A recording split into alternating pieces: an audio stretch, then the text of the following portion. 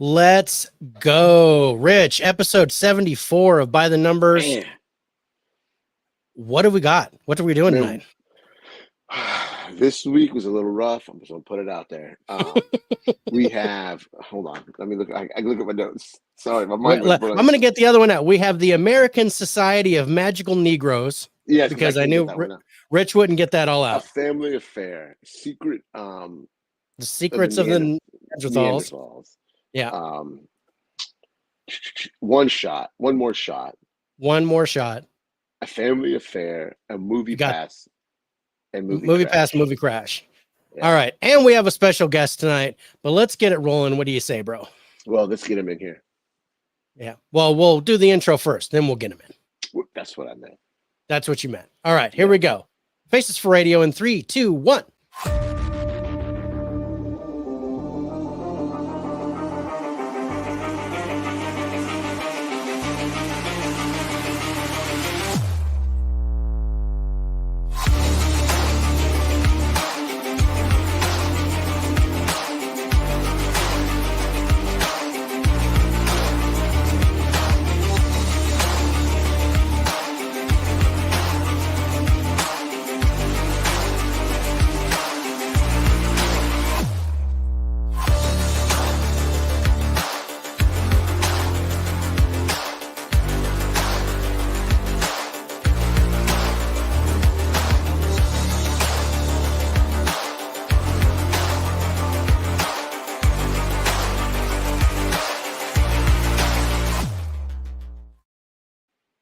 What's up, everybody? Thank you for joining us as the Faces for Radio podcast presents By the Numbers. We take new releases in video, streaming, or on theater, as my dog just said.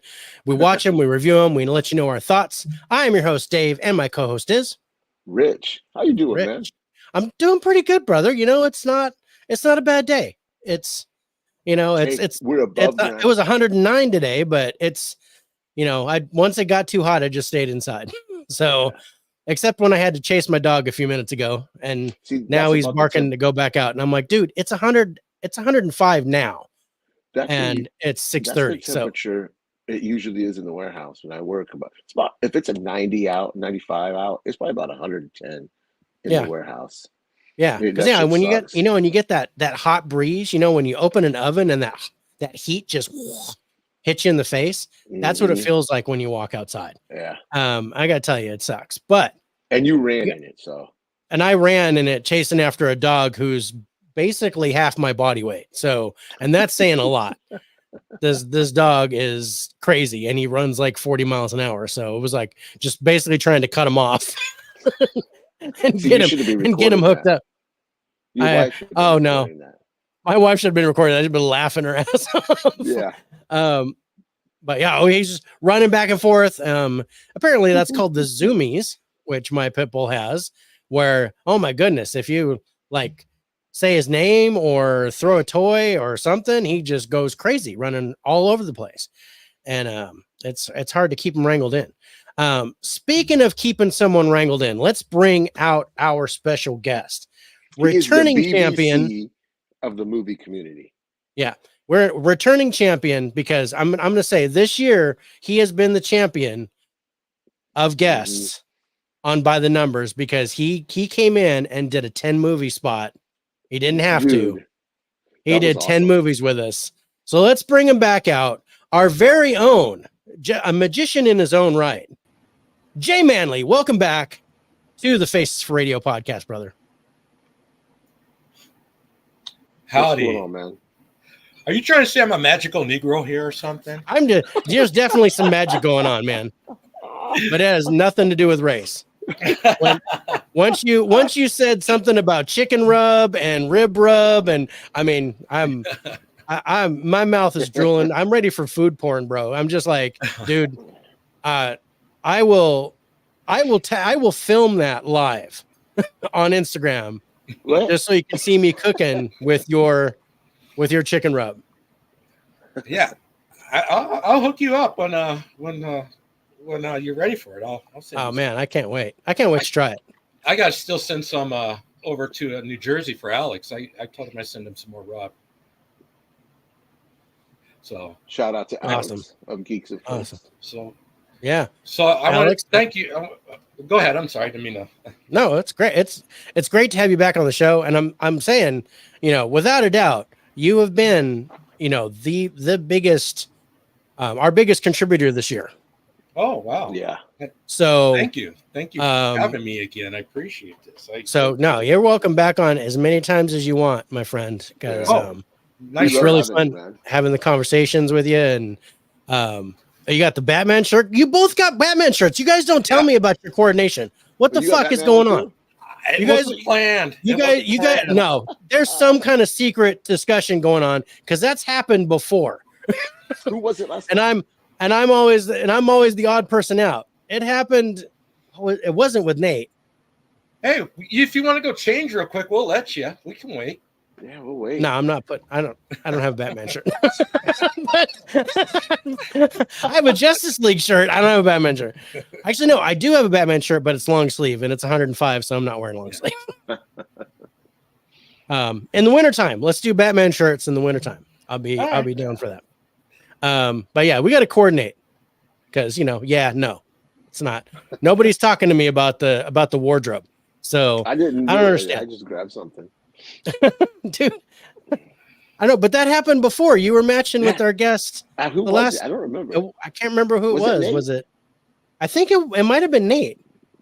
I don't think it was Nate. Who did we have before Nate? I don't remember. I think it was Nate. I'm thinking it was Nate. Nate's popping into my mind, but and not just because we're blue Batman. But yeah, it was so funny because I was like, you guys are coordinated, and it happened again where you match the guest. No, you guys are doing something, and I don't know. I'm gonna figure it out. But while we do that, might have been Dell. It was Dell. It was Dell. It was. I'm like, it was somebody recently. Yeah, it was Dell. But yeah, Caveman, you were in the house, my friend, and yes, you were the first one here. You get the cookie, and I brought sugar cookies this time. Ooh. Oh, those look good. So that's for you. It's good to have you on. Oh my god. Let's see. Hit the like button for Sexy J. That's right. Sexy J. And there's my new friend Prince from the Philippines. He was joined me on Corey's channel on Wilkie's Movies and Music, where we discussed. Stream. It was a great stream. We had a lot of fun. We talked for like 3.5 hours, and we did a review of Big Trouble in Little China, which is one of my favorite movies of all time. I love it. And we just talked about all kinds of stuff. And Prince came in with just a plethora of questions.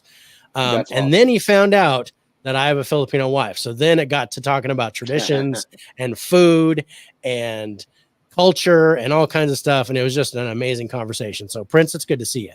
Oh, thanks for being here, Prince. I don't know who that guy is, but welcome Jay Manley, whoever that guy is. But who is that guy? Who is that guy? Yep. Hey, glad to be here for the very start. Yeah, it's glad to have you here. Miss Caveman is in the house. What is up? Holland is in the house. Nate is here. Love it. Mama Doe is here. Jeff's mom. Mama Doe. Thank you so much. Having a good day too. Hey, y'all should have picked movies Rich can pronounce. Then we'd never have a movie done, dude. We'd never get any movies done, bro. We're not even 10 minutes in, and Nate's on my balls. Yeah, Nate's right on your sack, bro. Yeah, not even 10 minutes in. That's the call. Look, I am not going to butcher that by pronouncing that, but yep. And then Prince has introduced himself to Rich. Hot oven air sounds like Florida from April to November, right? It's the same thing here too. Dave is all rubbed out. Hey now. Oh wow. Pretty sure I'm craving for synagogue. Oh yeah, I get you. It was Yeah, it Dell was you Dell. matched with. Yeah. it was. Yeah. Dell sounds right. Yeah. Everybody's in agreement. Tiana, what is up, What's up, Tiana? It's good to Tiana? see Hey, you. Tiana, how you Good to doing? see you. We might have Tiana on a It's good future to see episode everybody this in the month. chat this Yeah. evening. Yeah, I love seeing this in Dell, the chat. Nate, Jane, Everybody saying hey to everybody. Colin. Loving this. Caveman. Yeah, we've got 12 people on live with us. Appreciate it. So glad to see that. So Jay, I got briefly that this was a rough week for Rich. How did you feel as a whole? We're not going to talk about specific movies yet, but as a whole, what did you think about this group of movies, Jay? Okay, that answers my question. We're going to move on. Yeah.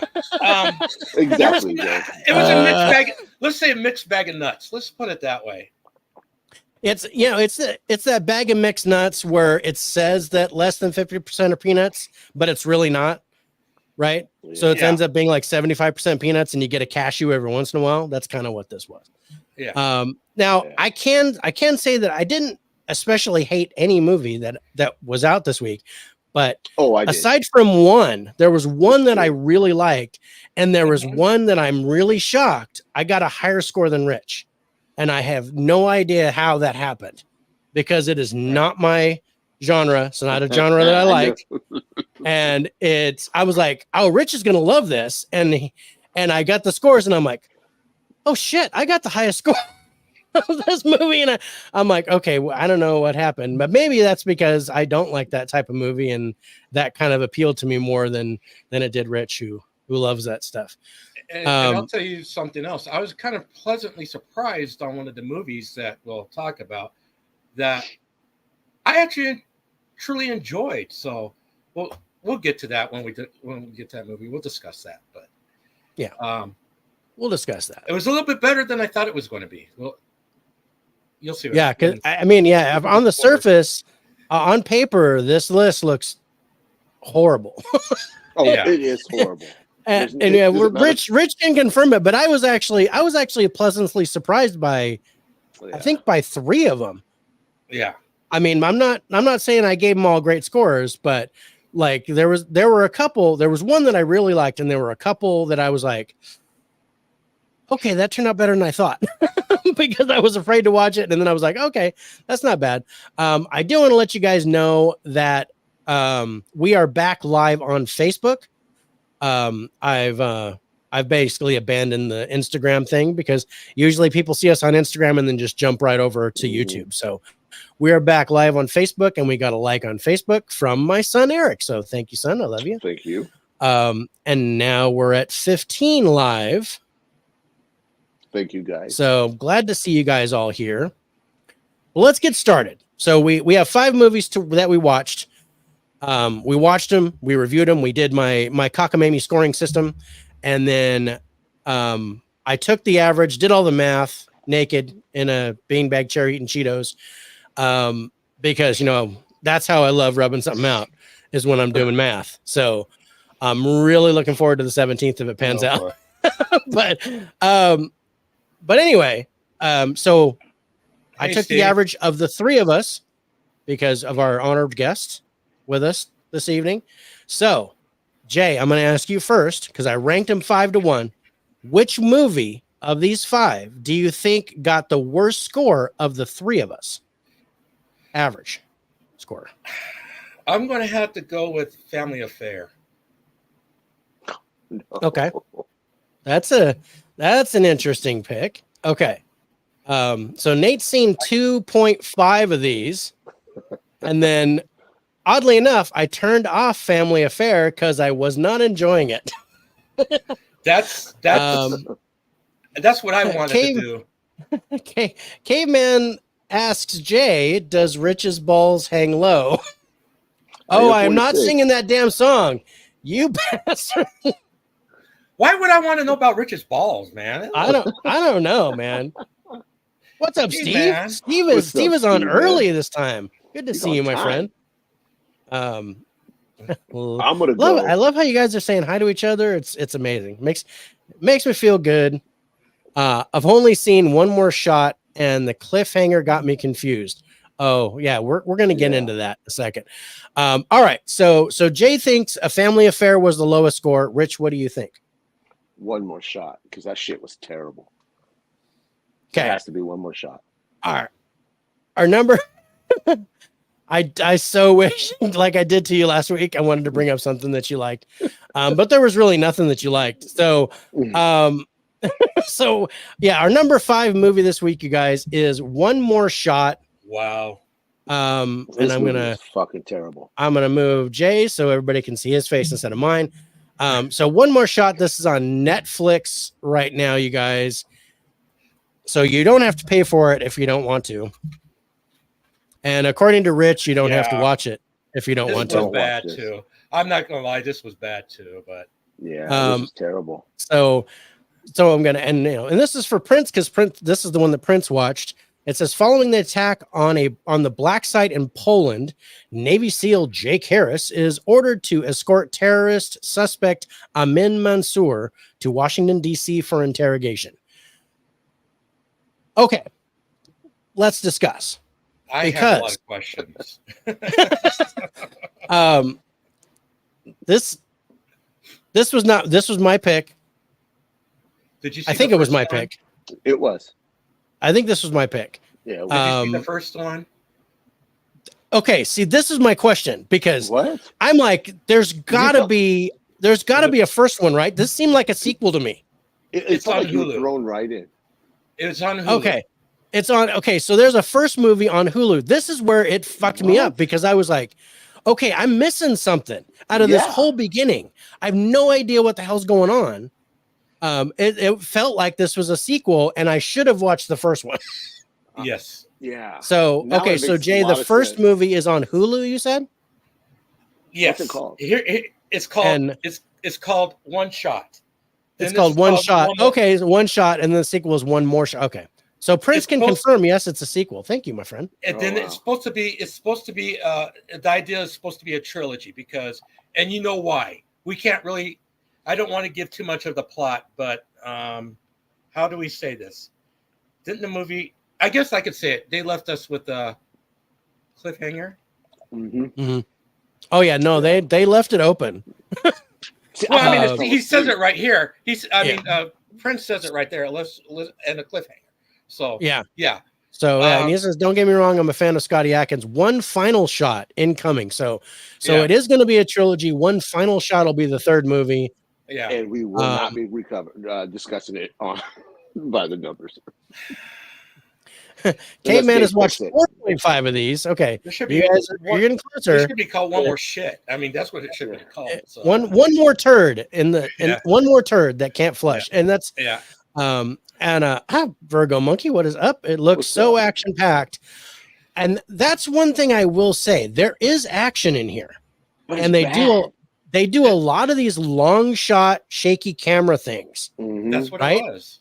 Now think that was the whole point of this I movie. liked it at first, but that's all they kept doing through the whole movie Mhm. with these long shot with these handheld cameras, and I'm like, dude, make it felt like Hardcore Henry. Only it wasn't first person, Yes. but it felt Yes. like first person, right? Because Yeah. you're standing there watching these two fight. Or watching this guy shoot down the hallway and hide over a crate every 5 feet that's down the hall as you're going back to the. I don't know. The movie, the story didn't make sense, and now that I It know didn't. that it's Yeah. a No, sequel, it makes sense now. it makes sense now that I'm Yeah. like, there's got to be something I missed. Because you're just throwing right in. You're like, what? Yeah, you dive right in with that stupid whatever that operation was where they find nothing in the crate or whatever. Yeah. And and I'm going, okay. And then they end that. And I'm going, I had to go back and watch that like 3 or 4 times because I was like, okay, was there something significant there? Because, and I don't know if I'm spoiling this for anybody. And so if I'm spoiling it, plug your ears.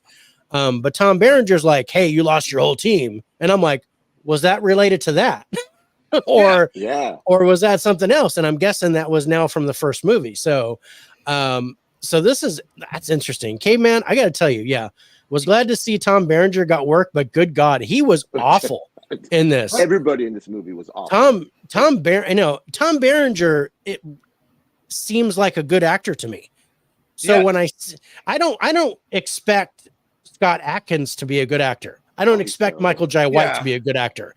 I He's expect terrible. Tom Berenger to be decent, and he shit the bed. So I was more disappointed by him than I was by any of the other cast, because Scott Adkins, I don't watch Scott Adkins for his acting ability.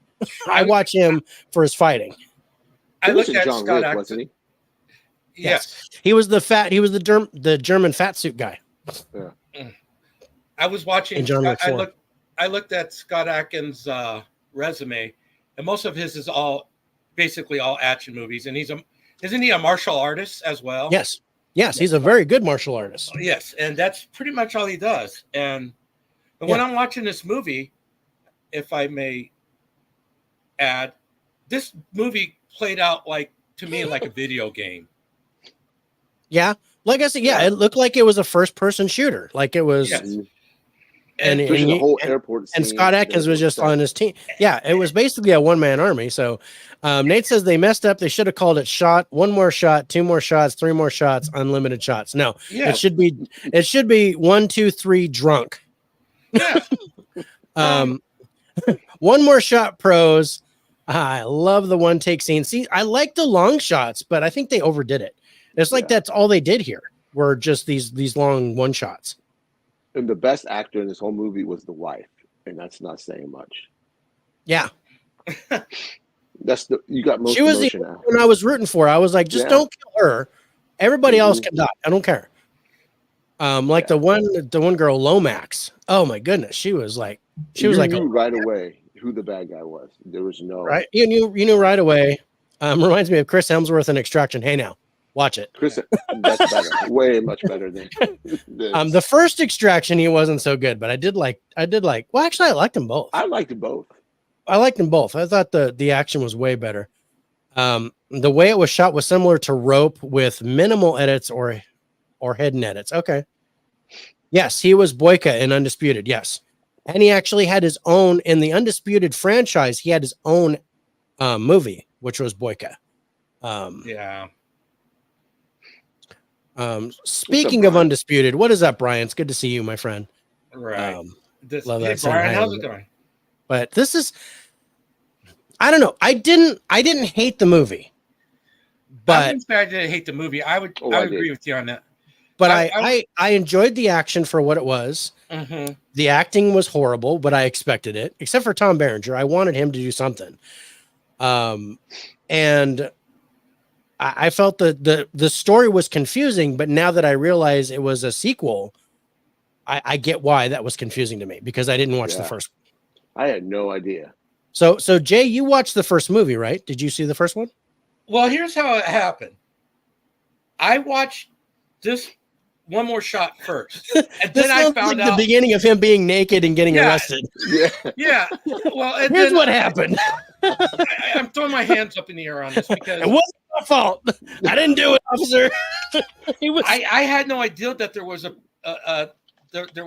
this was the first movie. Because I was like, guessing what the fuck is going on here, and you can use this as a soundbite if you want to. What the fuck is going on here? And so after I watched this, I went to Wikipedia and I looked this up. I'm like, oh. So I went to Hulu and I watched the first one, and it was the same shit. It is. It's the same shit.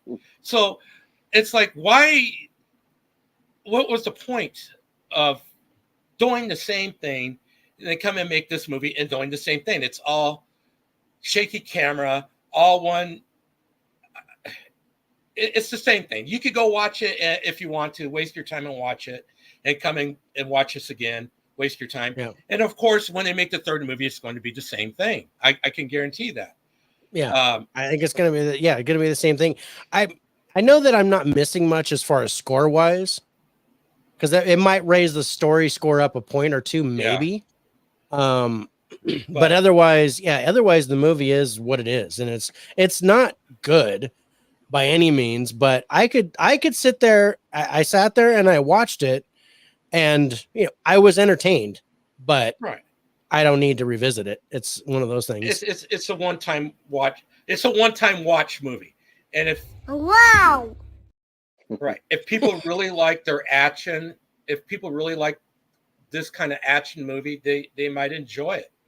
But the But action's not good though. Yeah. It felt. I very thought the clunky. action was okay. I was felt disappointed that clunky. Michael J. White only had one fight scene Mhm.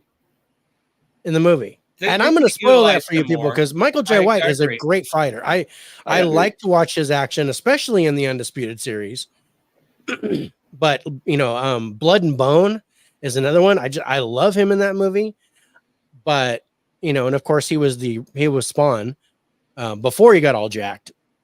But yeah, he had one fight scene, and I really would have liked more of Michael J. White versus Scott Adkins through the whole movie. Except Scott Adkins was just beating, grunts through the whole time, and then runs into Michael J. White, and then there's a fight. I like barely a long shot fight. movies too. I like long shot movies too, like 1917. Like Yeah. 1917, that Well, worked that's really all on well another for that level, movie. though. That movie Yeah, that worked was a really well. fantastically shot film. I'm gonna go close to that. With London Has Fallen, there was a long shot with Gerard Butler, and I think that was better shot than One More Shot. Have you seen Men of what is it? Men of Children? Is that the one? Yeah. Children of Men. Children of Men. Did you see? Yeah, remember with that Clive one Owen? long shot scene? Yeah, that was beautiful. awesome.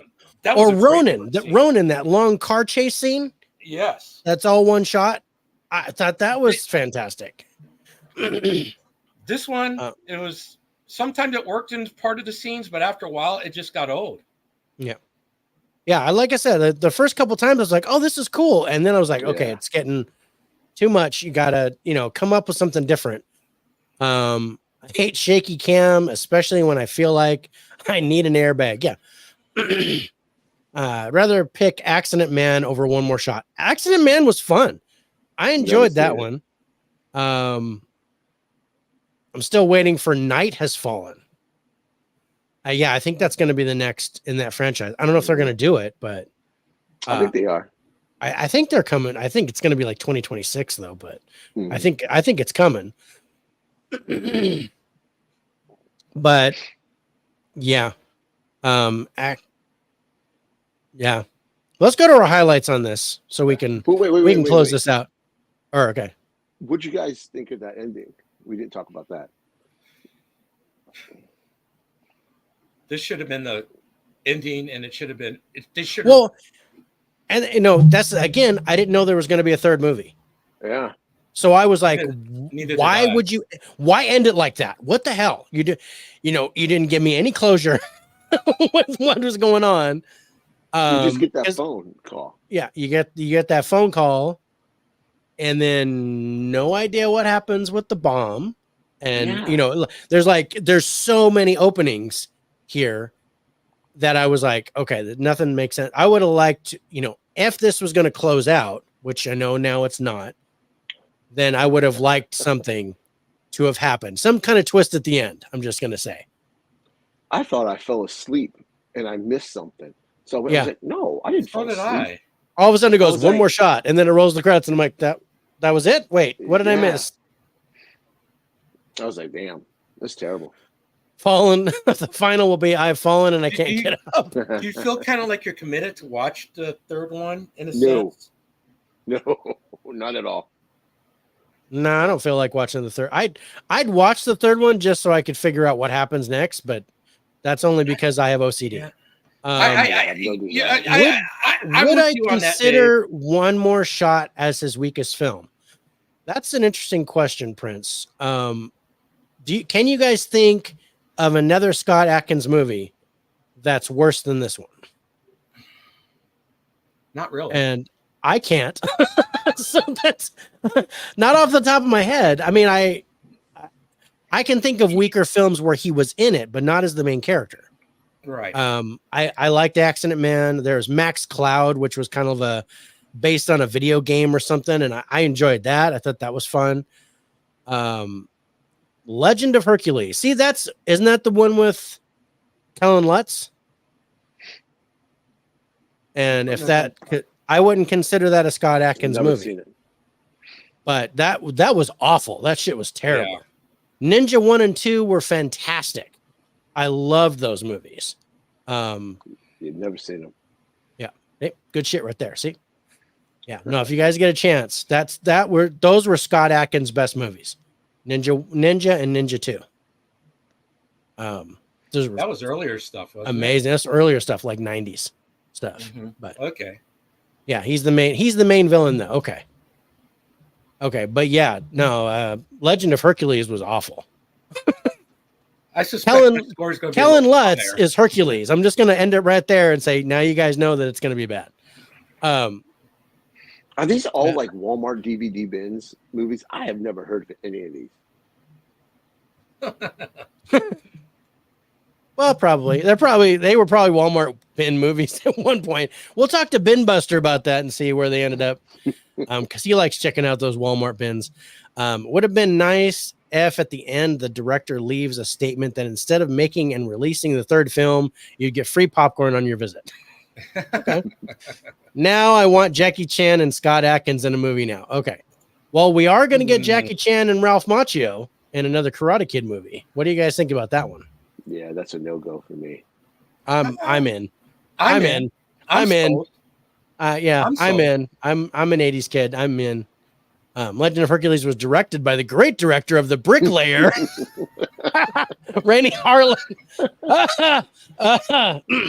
My heart. That's funny. All right, let's get to the highlights on this. We need to put this one to rest. Is there any though? Well, I mean, there's a couple of 7s and 6s roaming around in here. Not from you, but except for the cast. 7. You have a 7 for cast. You have a 7 for cast. Jay has an 8 for the trailer, 7 for ending, 7 for genre, 6s for visual, direction, sound, and subgenre. And also cast for 6. I have 7s for cast, visuals, and genre. I have 6s for direction and subgenre, and then everything else is 5s, 4s, and we all have a unanimous 3 for the acting ability. New Karate Kid win. That's a good. I think it's 20. I think it's next year, or it might be early 2026. Yeah, I thought it was like early 2025. I thought it was that January, might be February. That might be true. Me.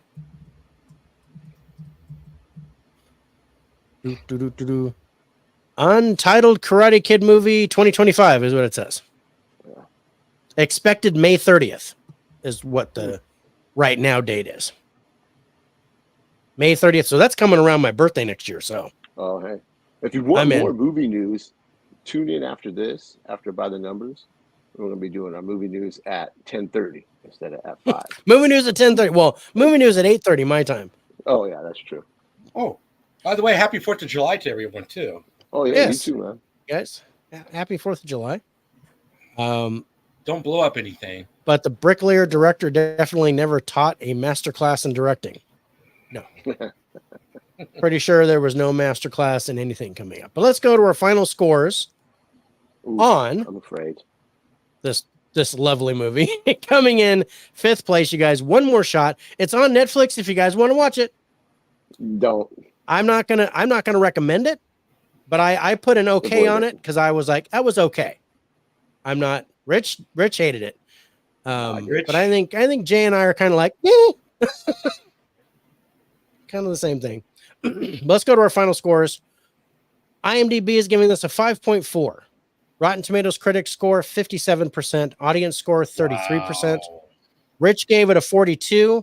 I gave it a 55. Jay with the highest score at 60. Total average score 52.33. So yeah. I have a general rule that if Rich doesn't like it, then it might be good. And if he likes it, then it's bad. See the example of him liking Sasquatch Sunset, but disliking Beetlejuice. If you all need a guest for your news show, I got nothing going on about it. All right, hey. Nate, I will take that challenge, and I know Rich will too. Yeah, we'll send you a link, bro. Yeah. 35 for me. Wait. 35 for what? That's your score? Your score is a 35? Wow. I'm gonna join you in the scores. Well, thank you, brother. Appreciate that. man. 35. That's right around That's where about Rich's where I score was. was. So That's right around where and Rich you was. liked the movie. And he, yeah, it was like, okay. Yeah. At least he knew that it was a sequel. I didn't know. You and I didn't. I think I might have scored it higher, just a tad bit higher if I would have known. I think I'd have been like 1 or 2 points higher, but it wouldn't have made much of a difference. Yeah, I think this is the reason why my score was a little bit, because I think if I didn't watch the first one, my score would have been a little bit lower. I think it would have been toward mine because you and I were pretty close. We were 5 points apart. Yeah. I think we would have been a lot closer if I'd have seen the original or you hadn't. I saw the second one first, then I went back and watched the first one, and it made more sense for me. So that makes sense. Shit's still shit. After I watched that, I was like, that seemed like a sequel to me, but I didn't feel like looking for one. Yeah, looking for the original. Felt very like that. Yeah. I mean, I wish it would have said like One More Shot 2 or give me some kind of, because like when we were going to review Extraction 2, I was like, oh, wait, there must be a first Extraction. So I went and watched that. Wait, you think about it. First Extraction? I didn't know there was a first Extraction. Yeah. I went and watched the first, when we were going to do Extraction 2, I went and watched the first Extraction. Oh, wow. First. And then I watched Extraction 2. Yeah, that would have made it better, yeah. One More Shot title does make sense because if you think about it, the first movie was called One Shot. One More Shot because he lost his team, so he's being given a second chance. He's giving one more shot, but it could be a standalone movie. Yeah, I mean, by that title, it doesn't scream sequel. Right, yeah, it doesn't scream sequel to me. All right, speaking of sequels, let's go again. We're looking at our number 4 movie this week, and Rich, I'm going to go to you this time. What do you think our number 4 movie is? Man, there's movie I didn't like hardly any of these movies. Rich acting all surprised, like everyone likes Netflix movies. I'm gonna go with the American Society of Magical Negroes. Oh, he got it out. He got it out. That's the first time he said the whole title. That's the first time he said the whole title. I need a moment. Awesome. That's awesome. All right. Jay, you said A Family Affair was what you thought was the lowest. Are you going to keep that one on? I'm going to keep that one. That's my story, and I'm sticking to it. I like it. So our 4th movie this week, you guys, is, come on now, give me. It's up there. Is A Family. Okay, it takes a little bit for me sometimes because of my wacky internet. You're cutting out, your audio is cutting out a little bit. Uh-oh. Yeah, like I said, my internet might be having some issues right now. Oh, okay. I didn't. Did you power? Did you? Here, I'm going to do my tech support here. Did you reboot your modem? Did you unplug it and plug it back in? I forgot you were a tech support guy. Okay. Yeah. You're both tech support. I've been a tech support guy for 28 years. I know how to reboot a modem. Did you restart your computer? But did you defrag on each workstation? Defrag and ScanDisk. Call me in 8 hours. If you ran a speed test, what did you get for your speed? I'm sorry. My upload speeds kind of suck. It's like 8 MBS right now. So, but they said that that's well within their parameters, the ISP, and I'm like, all right, fine. Where we got here? Let's see. But the director of photography must have taken it too literally and added all the one shots. I see. God damn it. That's a 20.5 for me. The 36 minutes I saw of this was horrendous. Yes. That was A Family Affair. I just don't like the story for A Family Affair. Okay. Never seen it. Never will. Okay. I'm going to go on a rant on this one. Oh, whoa. Okay. Just whoa. I mean, I may have not have scored this as high, but I still liked it. Okay. Let me read the synopsis. It says an unexpected romance triggers comic consequences for a young woman, her mother, and her boss, grappling with the complications of love, sex, and identity.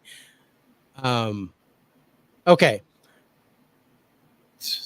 Who wants to go first? Do we want the rant, or do we want Rich's? It wasn't that bad, but I didn't score it well. Or do you want mine? You go with yours, Dave, first. You go Okay. first, Dave. I'll go first. I like this damn movie, and I hated myself for it. I was like, why? First of all, Nicole Kidman and Zac Efron kissing is uncomfortable. I was uncomfortable. I did not feel Why? right. I don't like either of them. Oh. I don't like Nicole Kidman. I don't like Zac Efron, and I don't know what the chemistry was between those two. It didn't feel right to me. Mm-mm. But on the other side of the coin, I love Zoe King. I love Joey King, and I love Kathy Bates in this movie. She could do no wrong. Kathy Bates was a superstar here as the grandma. Mm-hmm. Loved her, and I love the Joey King's best friend in the movie. The one with her, she had her own relationship troubles and stuff was going on. I ended up liking this movie. I don't understand. This is one where I was like, "There's no way that I got a higher score than Rich," and I got a higher score than Rich. Oh my goodness. Okay. Okay, Jay, rant. Go ahead. First of all, I saw the trailer. I have no idea who Zoe or Joey King. First clip I saw, Sorry, yeah, it's Joey King. I'm Joey King. Yeah. I thought this girl was 14 years old and she's meddling with her mom's relationship. no, she's like 24. I thought And, she was a teenager girl. That's what I thought. Yeah. And so Okay. Did that you see White House Down yes, with Channing Tatum? yeah. Okay. The daughter, that's Joey King. Okay. Yeah. All right. So yeah, so she's at beautiful. times she still seems 14 to me. Yeah. Like when she was in Bullet Train, I was like blown. She blew me away in Bullet Train because I couldn't believe how mature she seemed. Mhm. Yeah. After doing my resume research, after researching her resume, I'm like, oh, okay. I remember her in that. But What's up, movie hunter? It's not a movie hunter. and so I wasn't sold on the chemistry between Nicole Kidman and Zac Efron. I just, at times I was doing this snooze. I was like snoozing. I was like, oh my God, this movie is boring. I found it boring. The only, I will agree with you on Kathy Bates. I thought she was good. Other than that, I agree, K-Man. Yeah, that was the idea of you, and yeah, I like that a lot better than this. it was just I just wasn't thrilled with this movie at all. I completely forgot the whole concept of the movie. I mean, I know what the whole concept of the movie was. I don't know. I just like, Yeah. It's I like I lost don't know. interest in the movie halfway through. It was too long. It was almost 2 hours. It was almost a 2 hour long movie. Yeah, it didn't. It did not need. They could have. Yeah, it was 1 hour down, 51. and I still wouldn't have watched.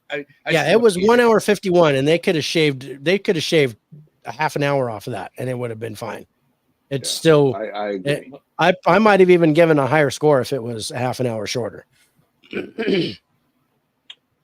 For me, oh, sorry, Jay. I thought you were. No, you're fine. You could go ahead. I don't know if I could say anymore. I agree with Dave here. This is the part I didn't like about it was the Nicole Kidman and Zac Efron. I don't know what it is about Nicole Kidman. I don't know if it's her plastic surgery that it's her plastic. She's plastic. Yeah, it's hard to believe that. But is it me or did Zac Efron seem a little plastic in this? I think he is. Like, did he get some work done, or am I? He kind of looked like that in Iron Claw too. I noticed it in Iron Claw. Yeah.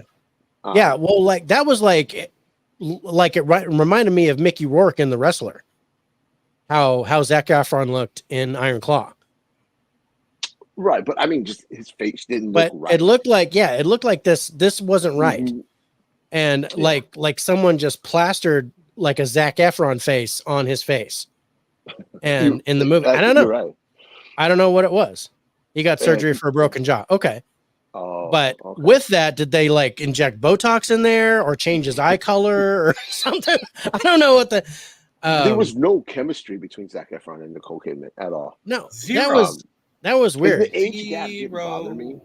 No, because I'm that was 10 years that was a older. thing I was gonna kind of halt on this because Prince said something about that too. Because age gap's not an issue for me. Because I'm 10 years It's older. just, than my it's just girlfriend. the fact that Well, I know that was the point it's of like the movie, watching two but- mannequins kiss. Is it? Hey, That's if what you're it. talking about mannequins. Now you're talking. Now Yeah. you're speaking my language. Hold on. Did you see how Rich got Rich's face Rich lit up? adjusted in his seat a little As soon bit. as you said the word mannequin, Rich's face lit up. I Look at it. totally his face lit up. I mean I meant it like two plastic things, like you know. And I did like this Joey King and her mom. I like Joey King.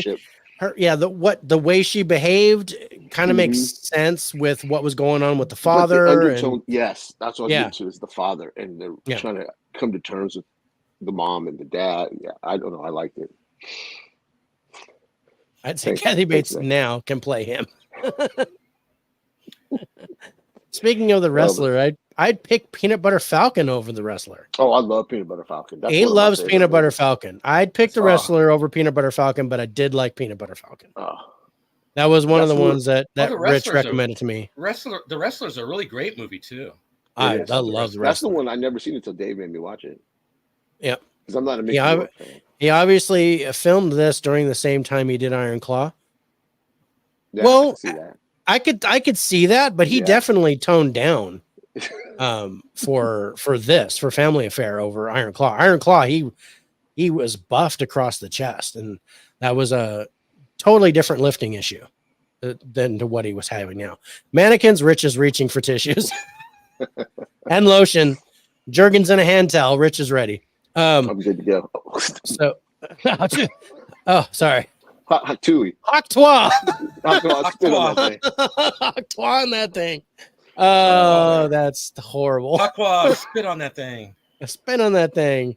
But yeah, I ended up liking this, and I didn't. It's not bad. It's not bad, but yeah, I ended up liking this more than I thought. I was, especially the end with the whole setup at the end.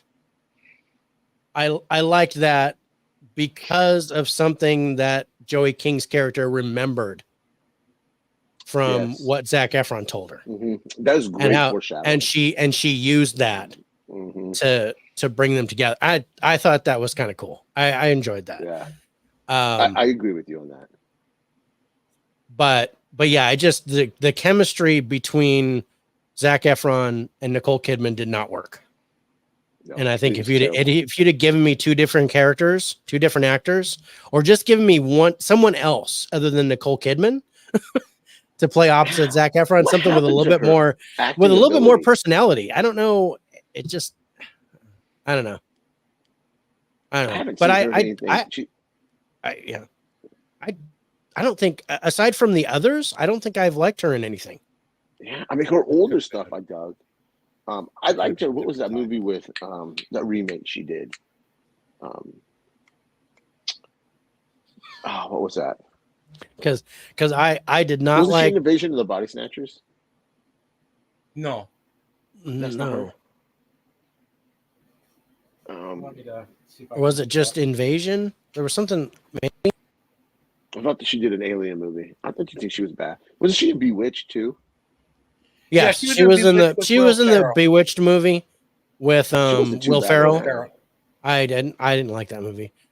Who did I? But I didn't think To Die For. Okay, Princess Reese Witherspoon should have been chosen. I don't like her either. He doesn't like Reese Witherspoon. I like Reese Witherspoon. I think she's cute. Wild. She's good in the wild. I liked her in the wild. I liked This Means War, but it wasn't for her acting. It was just because it was fun. Yeah. Yes, she was rich. I Like to Die For. Oh, Yeah, it was called The Invasion. That's the one I was thinking of, like Invasion. Yeah. I think it was just called The Invasion or Yeah, I Invasion. can't remember what it was called. She was good in that. And I love Nicole Kidman, so I can't relate to this part of the convo. I do too. But So you love Nicole Kidman, but you turn this movie off 36 minutes into it. So, okay, I just that tells me a lot, Nate. It's just weird her movie choices and the role she takes. I don't know. I mean, yeah, this movie sucks. Yeah. And gosh, I don't know. I can't say anything more about it. It's not. Yeah. It's not great. It has some good points. It does tell a decent story. I guess you're right. It was a remake of The Invasion of Body Snatchers. I was incorrect. My bad. Yeah. It was a decent story. I thought it had a good ending. But yeah, I didn't like the chemistry between the two people that were supposedly in love.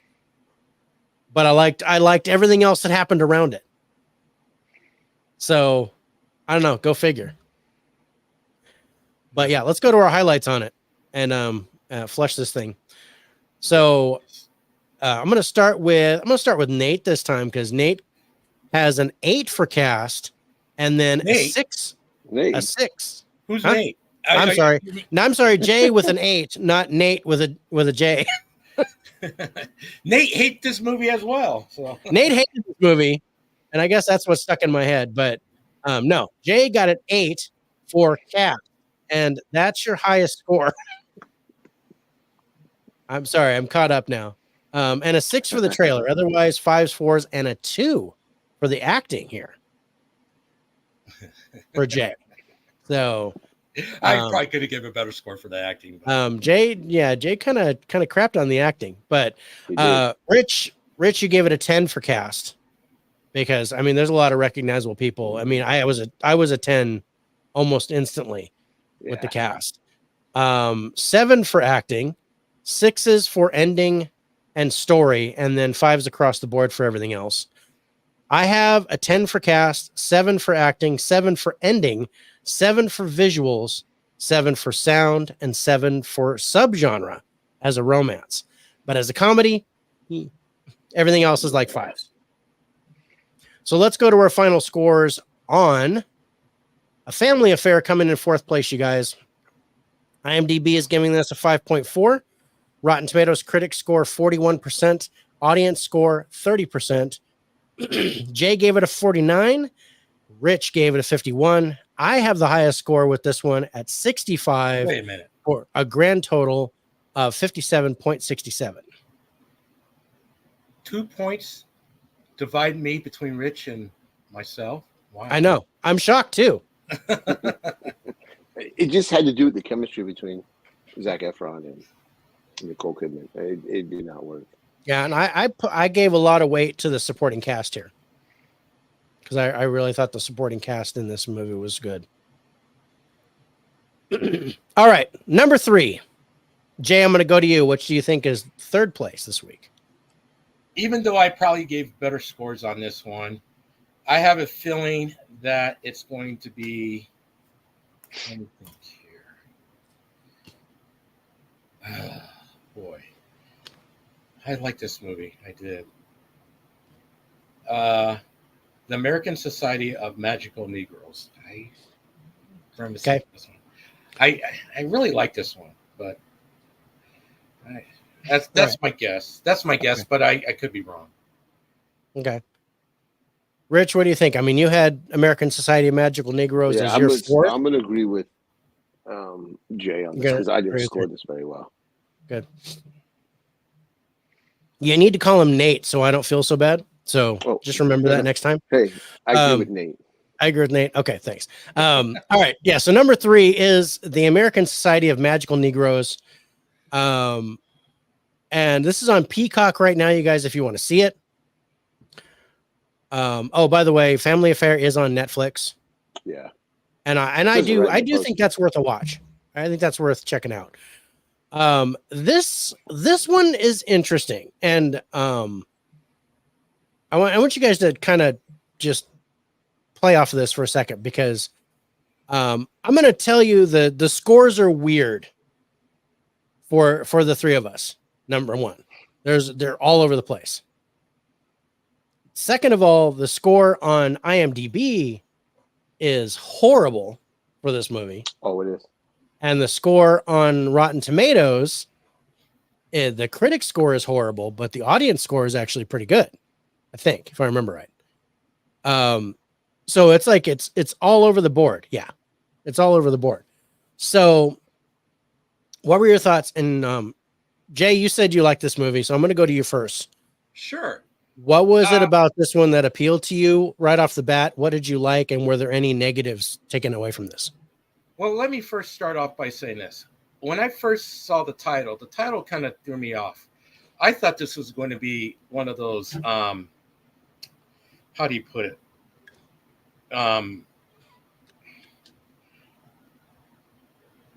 Slapstick comedies like you would see like White Chicks or like the Wayne Brothers kind of slapstick comedies, if you know what I mean. Okay. Because you have David Alan Grier in there. That's, just the title itself kind of threw me off.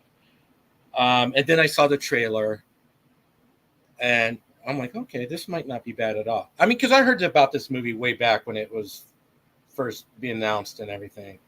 And then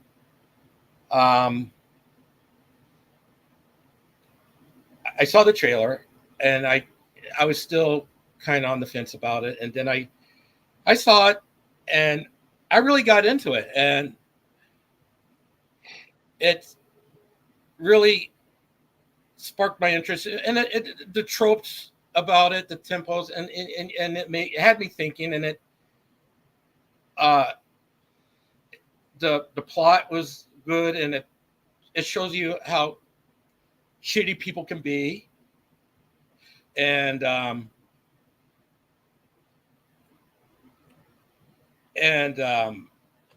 boy, how I'm getting lost here. And what and it was we had another rom-com. We had another rom-com on our hands, but the chemistry between the two people worked this time. I think in this one it did. And the people in this, the characters were great. And I did look up something on Wikipedia, because if I don't mind, they were talking about what inspired this movie, because it was saying something about the magical Negro is a trope in American cinema, television, and literature. In the cinema of the United States, the magical Negro is a supporting stock character who comes to the aid of white protagonists in film. Magical Negro characters often possess special insights, are mystical powers, having long been a tradition in American fiction. The old-fashioned word Negro is used to imply that magical black character who devotes himself to selflessly helping whites and throw back to racist stereotypes such as Sambo are notable savages. I won't read the rest of that, but what I noticed about this, as you're watching the film, you kind of saw things like if you saw the movie like Green Mile, or what was the other one with Will Smith? What was the win? The Green Mile, The Legend of Bagger Vance. They were Bagger Vance, yeah. Yeah. And so I was like, yeah. I was like thinking like, yeah. But I was like, oh boy, I feel like some people are going to have a problem with this movie, because they're going to feel like, is this going to offend people? Like some white people are thinking, oh, why are they making this? Is this going to feel like trigger white people and make it like it's a racist movie or anything like that? And I was kind of worried about that. And I don't think that was the intention that they were trying to make. I think they're just, trying to make a point that it's a satire in a sense that, this is what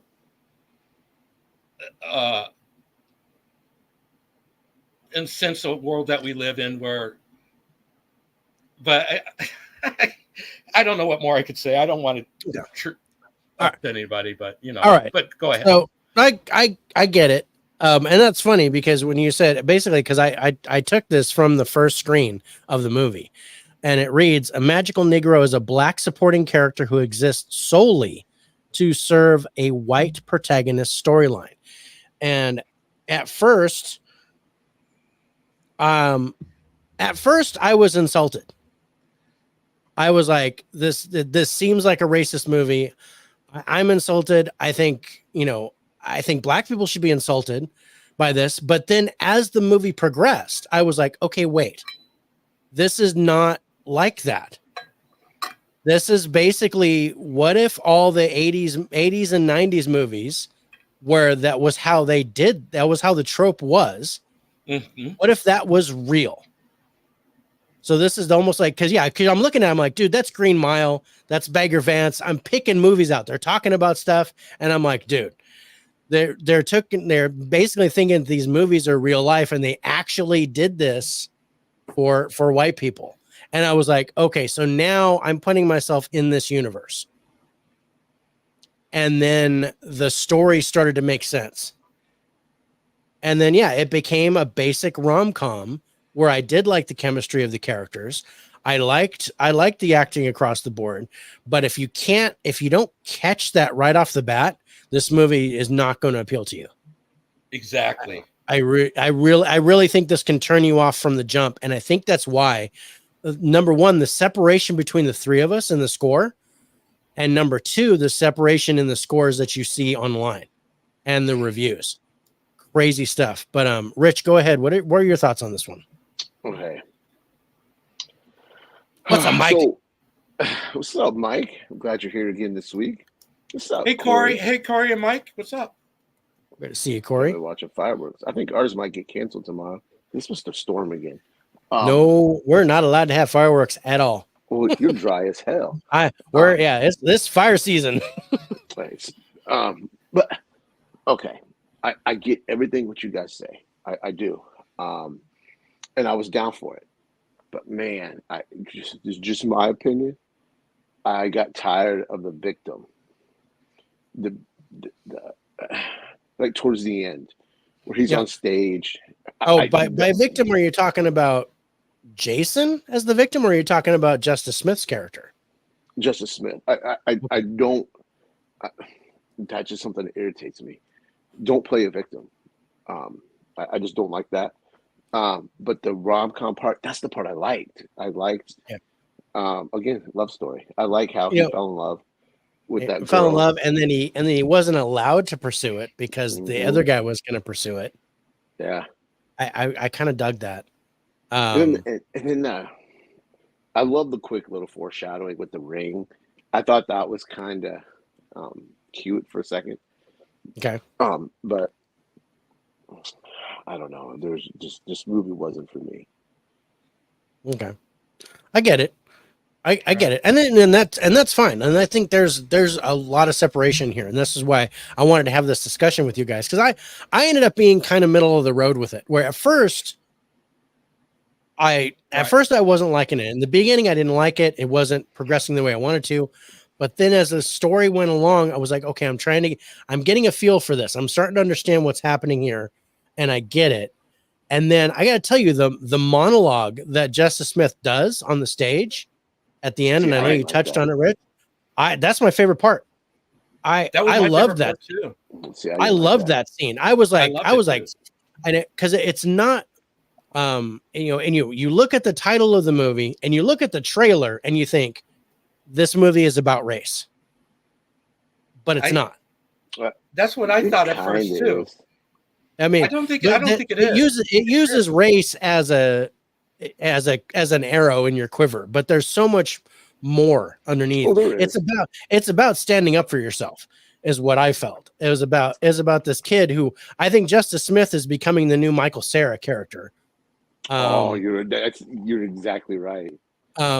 Because he does these goofy things, and he's got who the hell sculptures with yarn? I mean, come on, who uses yarn as sculpture? That doesn't make any sense to me. Right. You're not going to make any money sculpting with yarn. I'm sorry, but my grandma didn't make any money. My grandma doesn't make any money. Justice Smith's not going to make any money sculpting with yarn. It's not. But when And basically he curtains with yarn. That doesn't make any sense. I was laughing at that part. I was funny as hell. I was like, yeah, and they're like, is that yarn? He's like, yeah, it's yarn. It's like, okay, great. So nobody's gonna buy like a curtain of yarn. But because I was like, what is he fixing? Because he was doing this with and I was like, what is he working on? What is that? And it was like yarn. And I'm like, I should tell you, I don't know if I didn't mention this, but when I was reading that quote, that phrase, the person that coined that phrase was Spike Lee. No, I don't like Spike Lee. Oh, I love Spike Lee. Spike Lee's one of my he's not favorite. A fan of Spike Lee. I could take him or leave him. I mean, I love Do the Right Thing. Favorite directors. He's one of my favorite directors. Malcolm X is my favorite. One of my favorite. My favorite. Malcolm X is fantastic. You know what? Don't judge me. I have never seen that movie. I have it sitting in the Criterion, the 4K Criterion. I've not seen that yet. That's a fantastic movie. School Days. If you have to see School Days, because if you watch School Days, he makes homages to a lot of movies that he watched when he was that inspired him. When he to become a director, there's a lot of tropes in there that inspired him. He did Do the Right Thing, right? Yeah, Do the Right Thing. It's a great movie. I like that. I like Do the Right Thing.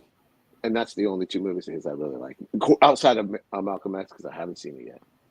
But Malcolm X, you would like Malcolm X because that is one of Denzel Washington's best amazing performances. I can't wait to see it. I just have to wait till I get to my M's. Inside Man is a banger too, like Nate says it is. Which one's that? What's that about? Is that that's the robbery one with Denzel Washington and Clive Owen, right? Yeah. Oh, I don't think I've seen that. That was great. I enjoyed that. I don't think I've seen that. Was it the 24? Was the one with goodness gracious, 24 hour, 25th hour. That's it. 25th hour. Help me out, Nate. Who's the actor in that?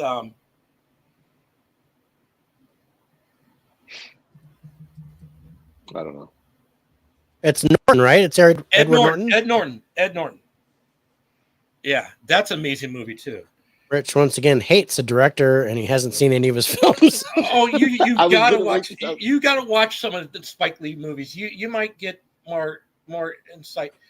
I mean, just because some of the. I mean, I don't know what made you have a resentment. I mean, can't stand Spike Lee, but he does great films. I like some of the stuff that he did released on Netflix is great, but he's got great movies. He's a great director. His Criterion stuff is great. I'm looking forward to watching Malcolm X. Oh, you'll like Malcolm X. Some of the things might come out there are controversial about Malcolm X, but I tell you what. But getting back on track about this movie. Let's get back on track against the American Society of Magical Negroes. I do think this is something that's worth a watch. Yes. I think you'll either be turned off right away and you won't watch it, in which case okay, that's fine. See, I think the first half is great. The first maybe 30, 40 minutes of it is pretty good. There's a fine line between using race as a trope or talented writers, directors, and actors telling their story. Yeah, I agree with that, Mike.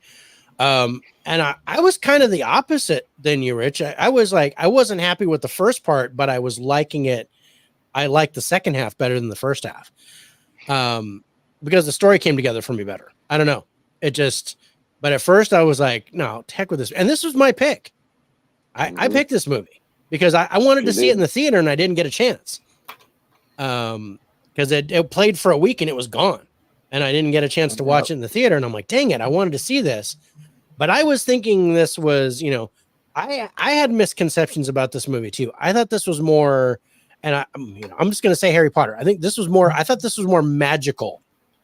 Like there was going to be more spells and stuff. But there is stuff like that in here, but it's not the way you think. And that kind of threw me for a loop at first. That's what it like you did, like I did. I had to loop up with it as well. Yeah. I was thinking that well, like I said, I thought it was going to be a goofball comedy, and then when I saw the trailer and then I read in the synopsis, and I thought, oh boy, there are going to be some people that are going to really have a problem with this because they think because the trope it's going to be one of those racist movie. And after I watched it, I thought maybe people are not going to have that much hate for it because of as the story played out. It just basically it was just about this one dude that was pretty shitty. He didn't really have a race issue per se. He was just a shitty dude. Yeah. He was a flat out shitty dude. I mean, the more the movie played out, the more shitty it showed he was.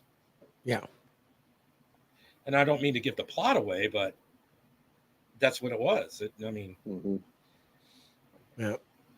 All right, let's go to our highlights on this. Rich, I'll start with you. It seems obvious that you have the lowest score of the three of us. So you have an 8 for the cast, and then you have a 6. Good cast. You have a 6. It has a good cast. You have a 6 for the acting, and then everything else is 5s, 4s, and 3s. Jay, you have 9s for visuals, direction, sound, genre, and subgenre. 8s for cast, acting, trailer, and story. 7 for ending. So this is a one of your top movies this week. What do you I have I have 7s for cast, acting, and visuals. I'm sorry, and I have an 8 for the ending and an 8 for the story because I like that. And then a 6 for genre. Other than that, it's 5s and 4s. But the trailer didn't appeal to me, so I gave it a 4 for the trailer. But coming in cold, just seeing the poster and the people that were in it, I was like, I want to see this in the theater, and I never got the chance. So I am glad I watched it. I'm glad I had the experience with it. But I think this is a one and done for me. Yeah, me too. I don't think I would watch it again. And I don't think I'd buy it if it comes out on physical. Oh God, no. Or when it comes out on physical, because I do think it'll be released on physical. I thought it coming out. I think it comes out soon. I'd probably get it on digital, maybe. I don't know if I get it on physical. I don't know. It depends. Okay. Well, let's go and check out these final scores because this is interesting. Let's check out the final scores on the American Society of Magical Negroes coming in 3rd place, you guys. Check this out. IMDb is giving this a 3.4. Rotten Tomatoes critics score 26%. Audience score 63%. Rich with the lowest score at a 49. I gave it a 63. Jay gave it an 84 for a total average score of 65.33. I gotta go out there to support my brothers and sisters. Wakanda, brothers. Wakanda forever. Wakanda forever. Ibambe. It's already on shelves. Oh, thanks, Holland. So yeah, I guess it's already been released on physical. Oh no, it has. I saw it at Walmart the other day. Ooh. So it is already on physical release. But yeah, I'm not getting it. I'm good. I'm good with a one-time watch, but I do think it's worth seeing. I think it's something that, you know what, put your misconceptions about the title aside and just take a look at it. And then it's on Peacock. Yeah, it's on Peacock. If you've got that, you can see it for free. Yeah. It's a lighthearted rom-com. Already on shelves, and that's where it'll stay because this bombed. It did. I mean, like I said, it did not do very well in the theater. No, it did. It didn't. But because I went to go see it and it was like, nope, it's already gone. I'm like, dang. I don't even know if it lasted a week. It's worth a watch, I'll say. But you don't. It's had a $15 million budget and made 2.5 million worldwide. Shout out to Peabody, baby. Peacock, baby. Yeah, because Nate works for them. So, Mhm. so yeah, we gotta shout out to them. All right, let's go to number 2. Rich, what do you think our number 2 movie is? Oh shit. I'm gonna go with Secrets of Neanderthals. All right, Jay, what do you think? I'm going to go with the Neanderthal. I agree with Rich. Yeah, you guys are both right. The Secrets of the Neanderthals comes in second place, you guys. This is a documentary on Netflix, narrated by none other than Sir Patrick Stewart. Charles Xavier. Captain Jean-Luc Picard. I like this. Yeah, I do too. This was good. I enjoyed this. It was educational. Mhm. They still have to guess at a lot of stuff, but Brian says I have Peacock. I will go check it out, but the title is what it made me avoid it so far. See, that's the thing. Don't think about the title. Just go there and just clear your slate of it and come in with no expectations and just check it out and see what you think. It doesn't take too much out of your day. It was only like an hour and a half or something. Yeah, it's not very long. Yeah, hour 44. So it's not bad. But Secrets of the Neanderthals, you guys. I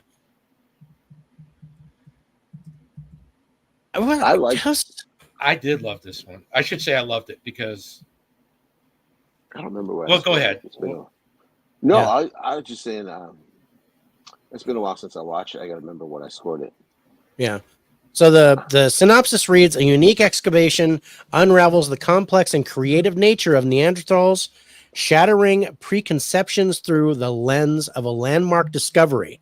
The best preserved Neanderthal skeleton found in over 25 years. So yeah, it basically takes all the claims, all the supposed like what they thought Neanderthals were. Mm-hmm. You know, how they were the caveman style. They weren't very smart. They didn't, how they died out, all that kind of stuff, and basically shattered all their preconceptions of what they thought Neanderthals were. And I thought that was fascinating what they were finding in that cave. That was some really cool stuff. And the camera work in that cave. I like how when they shot the skeleton remains. I love the way they did that. That was pretty fun, cool. Yeah, there was that like almost a CGI animation, where they show it slow, okay, and here's where the person broke his foot, and here's where his teeth rotted out. Or it was like just real detailed, like it would just describe the skeleton and what they were able to determine by looking at the skeleton. Even what they ate too. Yeah, with the teeth thing. I thought that was pretty cool. The enamel off their teeth. Yeah. Scrape stuff off their teeth and find out what they ate and determine that they weren't carnivores, that they were omnivores, that they ate stuff too. So, dude. And the tools. I like how they found the tools. Yeah. The spears that they made and stuff. And then they had that guy make a spear like right there with a rock. Mm-hmm. And I was like, that was pretty cool. Yeah. This is definitely worth checking out, I think. It is worth checking out. I mean, they had forensics and they had all kinds of scientists just proving everything. Yeah. My favorite part is like when they had twin brothers. Where they're reconstructing the skeleton? Yeah. Yes. Yeah. Yes, that was cool. I thought that was really cool. Yeah, that was neat. And then they unveiled it at the end because they were showing him put the skeleton together, and then they didn't show it until the end when they took it out of the box and all the scientists looked at it. I thought that was kind of a cool thing that they did. Fascinating. It was neat. I enjoyed this. This was your pick too, Nate, or Jay, or fucking David. Jeez, you got it both. I don't feel so bad now. What do you think, Jay? Well. But I will say, Jay, this was your highest score. I'll tell you why. Of the 5 movies. I love nature.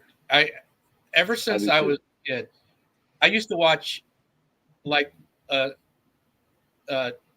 of Omaha, Wild Kingdom. Oh, Wild Kingdom. I remember watching that as a kid and National Geographic. I loved watching all that stuff. And so when you guys put this on here, I'm like, oh my goodness, we're going to watch finally a cool documentary that's worth watching on nature.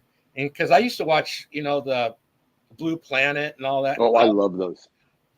All that stuff, Do you have the Blue Planet 4Ks and stuff? Oh, they look fantastic. I do. It's fantastic. I don't. I need to pick them up. Oh my God, it's so good. 4K porn right there. It is. It's animal. Well, I didn't want to say animal porn because that would be bad. But yeah, it's the 4K is porn. Phenomenal. I have 2 or 3 of them. And another thing. Oh, Rich, I wanted to tell you. Remember we watched the Blue Angels documentary? Mm-hmm. Oh, I found a 4K of the Blue Angels air show. Oh, really? And it was fantastic. Did you buy it? Yeah, I bought it. I was like, cool. after we watched the Blue Angels, I was like, I saw this documentary, and it was just called like Air Show Extreme or something like that. Wow. But it had the Blue Angels, it had some biplanes doing stuff, but it was all in 4K, and it was awesome. Pretty cool. It was pretty cool. That was a good documentary. That was an awesome documentary. That was a #1 pick that week, wasn't it? Yeah, I think it was. And God, this was interesting. The only thing, and the fact that they went all over the world too, not just in one place. It wasn't just the one cave. They went to France, like a secret cave in France, and they went to like somewhere off in Russia or something, and they went to a few different spots, and they were able. And I liked how they kind of went further back in time with each spot. So they were started at the famous cave, and it was like 45,000 years ago, and then it went back to 100,000 years, and then 176,000 years when they found the stalactites all in a circle and stuff, and just some really cool, just some great stuff that they had in there, what they could find. Ultimately, though, 2 questions I had really didn't quite get answered, and one was, what happened to them? How did they die off? And that's still something that they can only speculate. They can't tell, so what they did was they gave a couple of hypotheses as to, how they died off. And I was like, okay, I could kind of buy that. And then there was something else at the end that maybe just kind of go, okay, you're just guessing, but cool. So the ending didn't quite do it for me. I don't know how you guys felt about that, but I love that the whole journey that they took was better to me than the destination. I loved the whole middle of that was really awesome to watch. Yeah. I watched it twice. I turned around and I rewound it and I watched it again. Started it over. This is worth a rewatch. It's worth watching again. I was just like, oh man, I can see how some people think it's boring and dry. But just hang in there because it's very informational. Yeah. I think it is. I don't want to say, speaking of dry, but Mega Mike is in the house. What's up, Mega Mike? It's good to see you, my friend. Hey, Mike. The one thing I'll say about this documentary, it does basically check off all the boxes for me about a documentary. It is informative, educational. Mm-hmm. You come out learning something. It does have the visuals. Like documentaries should show you how things looked in the past. It had some animation in it. I mean, I'm not like I like animation, but it had some CGI animation, and also had some characters, how the Neanderthals looked back in the past. It had basically some character actors looking like some like recreation stuff. Yeah, to where they were like recreations is the word. And that's a very big part of the end. Yeah. And I was wondering if there was going to be some Neanderthal sex because that would have made Rich really like it. But an awesome voice actor. If you don't have Morgan Freeman, you get Patrick Stewart. But yeah, Sir Patrick Stewart. He's knighted. God damn it. We gotta anoint that. So, but yeah, when I heard his voice in the trailer, I'm like, I hope he's narrating the documentary. Yes, because that would really piss me off. There were a couple documentaries where you have somebody's voice and then they're not in the documentary, but they're in the trailer, and I was like, because wasn't Glenn Powell in the Blue Angels documentary trailer? Yeah. And he was his voice was in the trailer, but he was nowhere in the documentary. Yeah. And that's the one thing that bugged me about that. Yeah. You guys but should yeah, get so PBS. but you There's got great PBS. Yeah. If you get PBS, there's awesome documentaries on there as well. We'll have to keep that in mind. Yeah. We're staying away from Tubi's documentaries though, because they have not been good. Balls. They suck balls. But yeah, no, this was fine. I mean, it came to my score didn't really reflect how much I liked it, but I liked it. Neither. I was like, why? And it is dry. It's slow, but it's fascinating, and it was really interesting to watch. And I like to be, when you give me a documentary, I either want you to educate me or piss me off, and it succeeded in educating me. I learned a lot about the Neanderthals and what was going on, and spoiler alert, Neanderthal DNA is in most of us, so they didn't actually die off, right? That's what I'm thinking. But they did touch on that. Some people think they for legit still exist. Yeah, maybe that's what all these Bigfoot sightings are. Maybe those are Neanderthals. Some people think across the Neanderthal. Some people think across the board, because I was like, hey, I could see that in Sasquatch Sunset too. Some of those Neanderthals that they did the reenactment with, I could see that. If they do a sequel, we're putting that on the show. I'm just saying. You had Ponset, you bastard. Oh, so good. Ponset's so good. All right, let's go to our highlights on this, because this one has got some good highlights from us. So, Rich, I'm going to start with you, because your highest is our 8s. You have an 8 for acting, visuals, direction, and then you have 7s for ending, story. And then, of course, we all have a 6 for cast because of Sir Patrick Stewart, and we have to take a default for the cast if it's a documentary. I have an 8 for the genre, and then I have 7s for acting, trailer, story, and direction. And our good buddy Jay has 9s for story, visuals, and sound, also subgenre. 8s for trailer, ending, direction, and genre. 7 for acting. So like I said, this was Nate with the googly eyes. Some people got more Neanderthal DNA in them than others.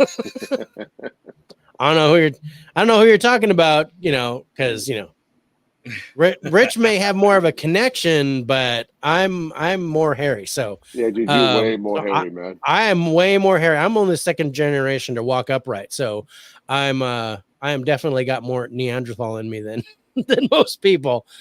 But let's go. Wait, one more check. Oh, okay. Beverly Hills Cop Axel F is on today's watch. Awesome. We are looking at that one next week. Yep, I think I'm gonna watch that tonight. That's awesome. Yeah, we're gonna take a look at that one next week, Prince. So I'd love to get your thoughts on that next Wednesday. Make sure you come back. Yep. Wait, are you trying to say I'm a Neanderthal there, Nate? I think he was, bro. Was referring to Jay for sure. I could barely get a hair on my chin. chin. Dude, if I don't shave for 4 days, I'll have a full beard. Like, well, I mean, and it'll be white because I'm so old. Me too, man. Me too. I have more Native American in me than anything, believe it or not. Yep. You got it, boys. Thank you. Awesome. All right, let's go to our final scores on Secrets of the Neanderthals, coming in second place, you guys. Bam. IMDb is giving this a 6.4. No Rotten Tomatoes critic score, but the audience score is 53. Rich and I both gave it a 64. Jay gave it an 81 for a total average score of 69.67. Awesome. I'm sure going to be a regular commentator now. Awesome. Oh, love it. We appreciate it, man. We really do. 90 for you. Oh, so wow. you're giving a 90 for this or a 90 for Axel F? But I'm assuming Neanderthal.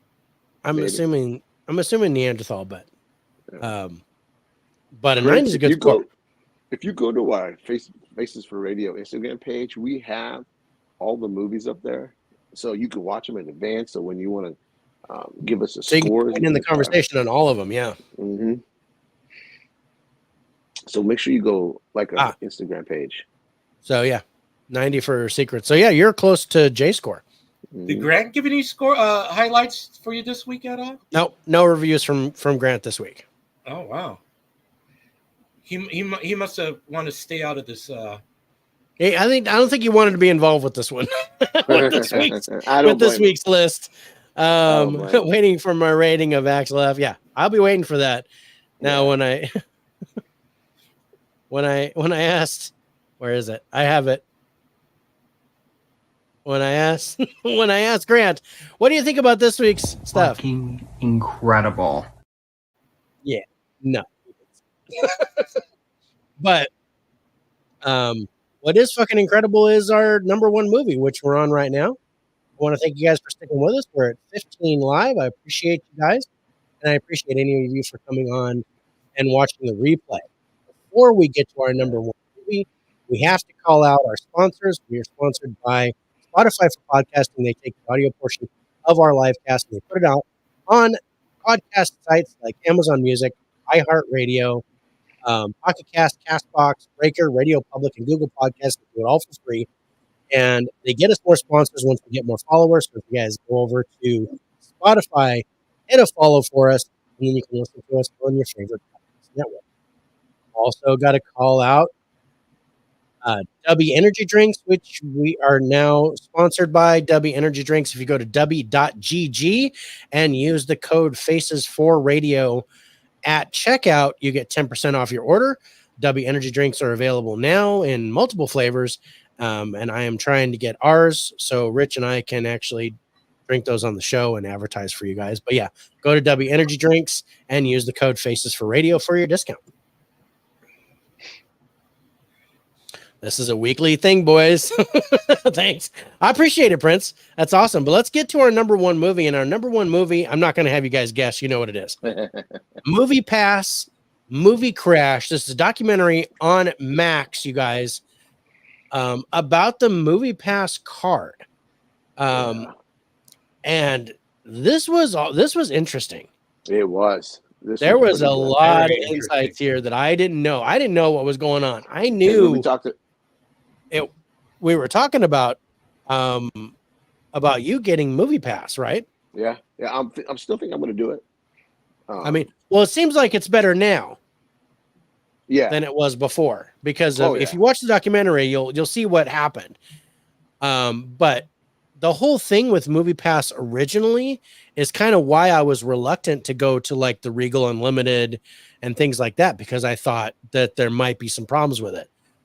But that hasn't been true. I've been having a great time with Regal Unlimited, and it's $18.99 a month for me, and I can watch as many movies as I want. So it's kind of an awesome deal, especially when we have to watch a lot of movies in the theater. But Rich, what were your thoughts on this documentary? I really dug it. Earlier, you said you want a documentary to educate you or piss you off. For me, that checked both boxes. Yeah, it did. Mm-hmm. Oh my gosh. These two founders were geniuses. I mean, then to have it stolen from them like they did, I was heartbreaking. And the guy that owns it now, I forget his name. It made me happy to see he got it back and then is doing what he wanted it to do. This is just so good. And it's a great commercial too, because it's going to get me to sign up for a Movie Pass. And these dudes should be going to jail. There's these two motherfuckers, like that one dude. He just looks like a fucking weasel.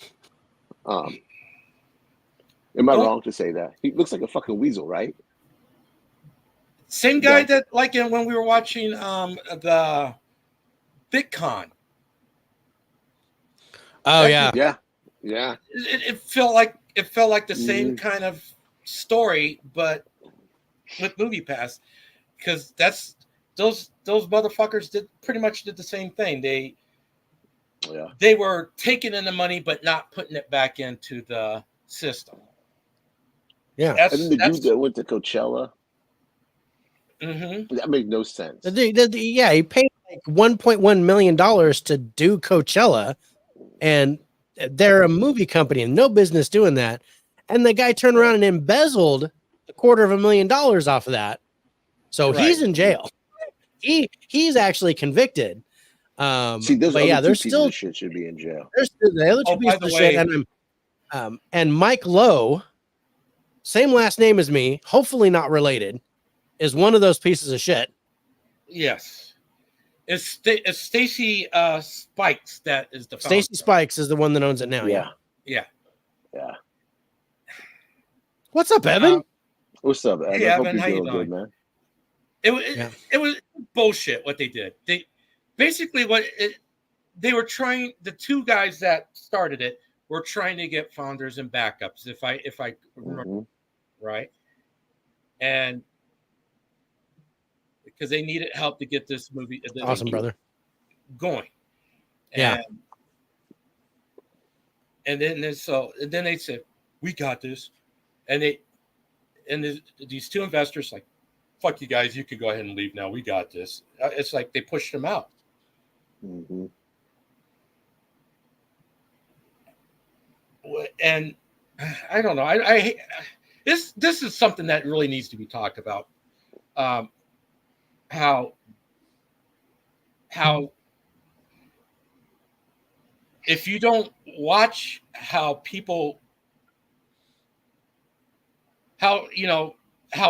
wealthy people are, the wealthy will just screw the little people. That's what they did to these guys that knew what they were doing. They had a great concept, and these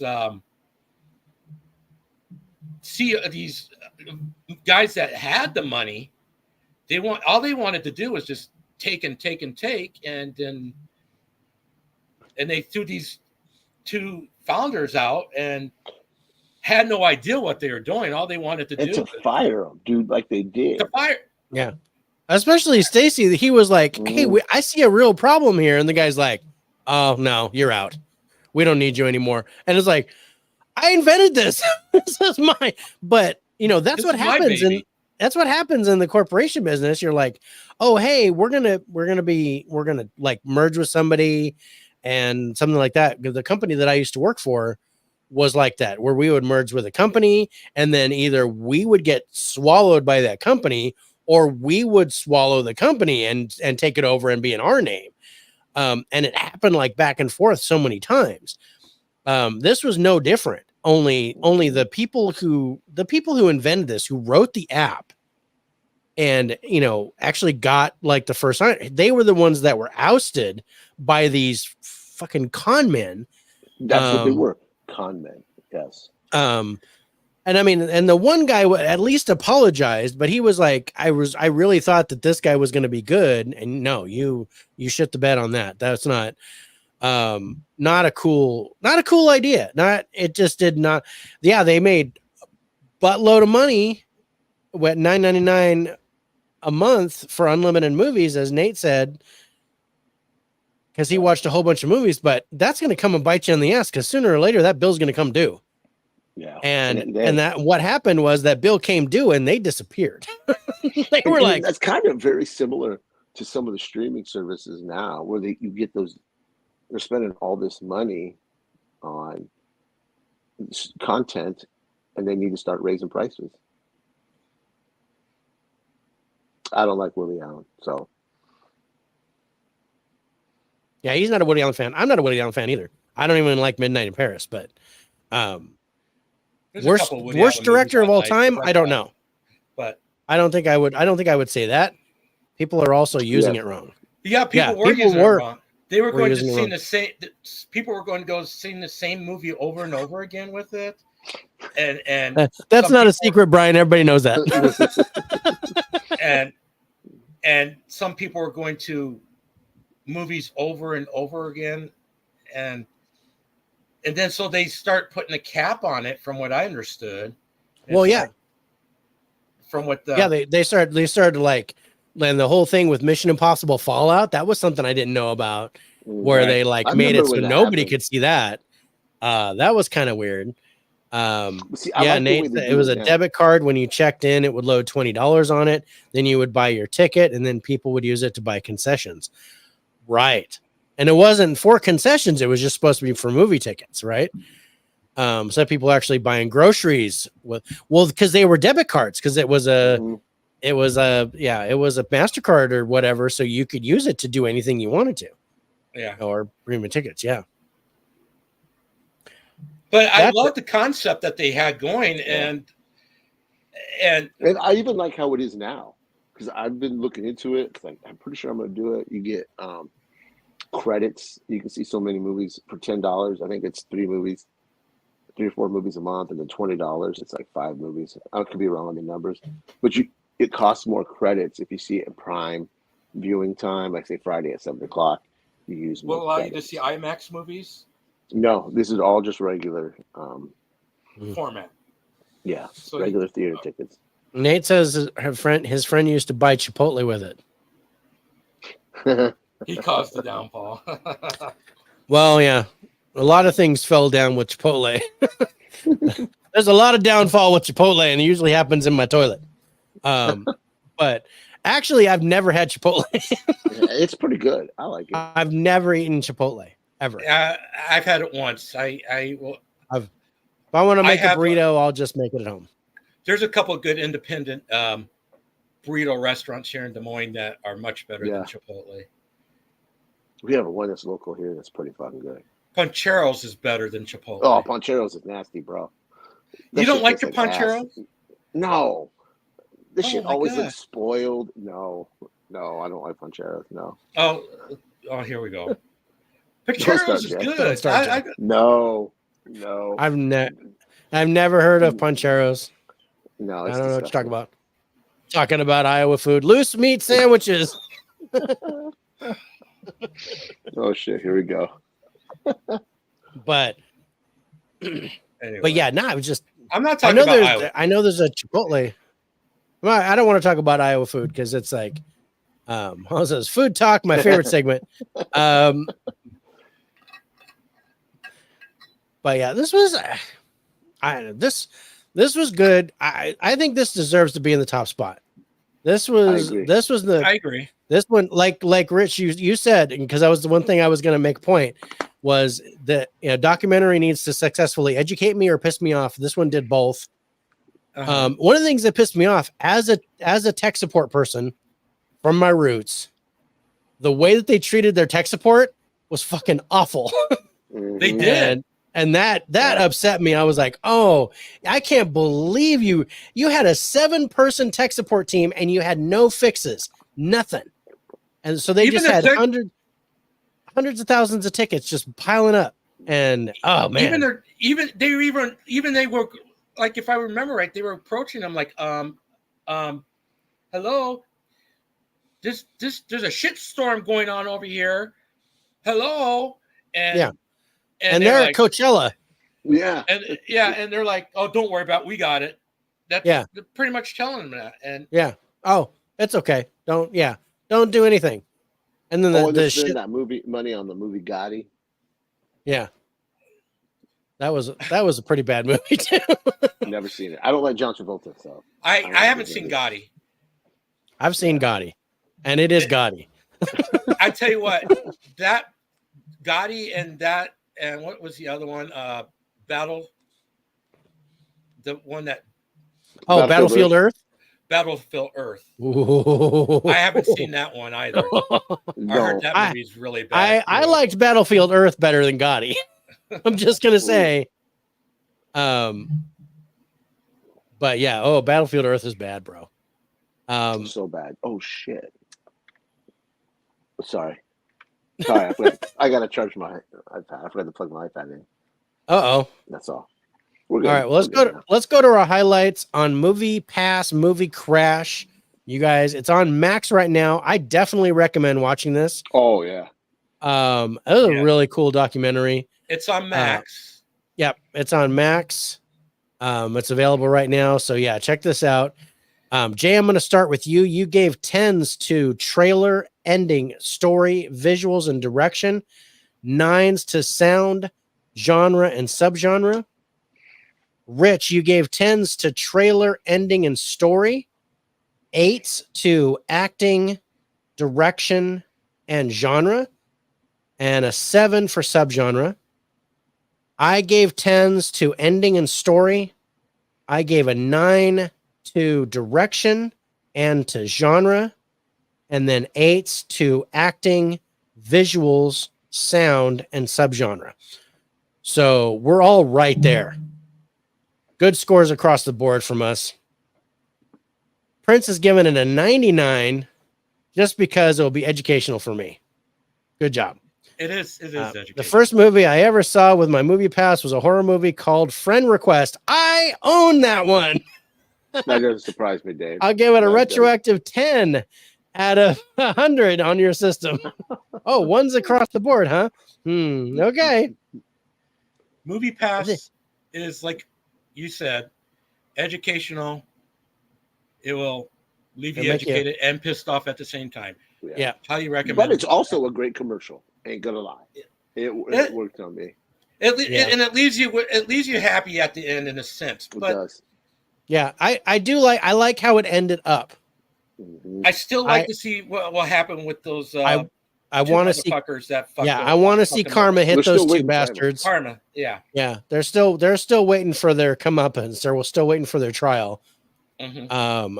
But I'm glad that Stacy is back at the helm, and I'm glad with the outcome of the documentary, which I want you guys to watch because it does end well, and I like how Movie Pass is now.